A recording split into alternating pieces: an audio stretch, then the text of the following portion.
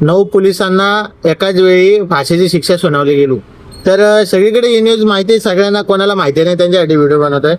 तर 9 जणांना एक सोबत कसं काय फाशी आली. तर पहिला मुद्दा म्हणजे तामिळनाडूमधली घटना आहे, आपल्या इथली घटना नाही. आपल्या इथले पोलिस खूप छान आहेत, सगळ्यांनाच माहिती आहे, त्याबद्दल काय मत नाही. कारण की आपले महाराष्ट्र पोलीस हे खूप आपल्याला सहकार्य करतात, सगळ्यांनाच माहिती आहे. तुम्हाला कसं सहकार्य केलं तुम्ही कमेंटमध्ये सांगा.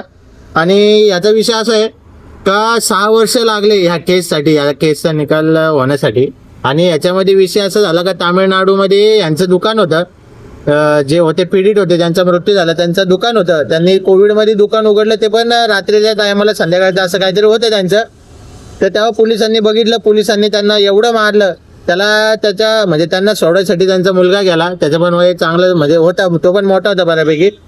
तर त्याला पण घेतला यांनी आतमध्ये, आणि बाप लेकांना एवढा कुत्र्यागत मारला म्हणजे बिचाऱ्याचा अक्षरशः मृत्यू झाला त्या ठिकाणी.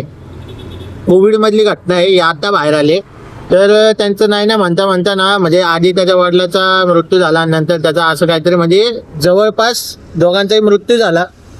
ह्या केस दाबण्यासाठी लाखो रुपये त्यांनी दाबले, सगळ्या गोष्टी केल्या असेल त्यांच्या परीने. पण शेवटी कसं आहे, सत्य हे कडू आहे आणि सत्याचा शेवट हा चांगलाच होतो.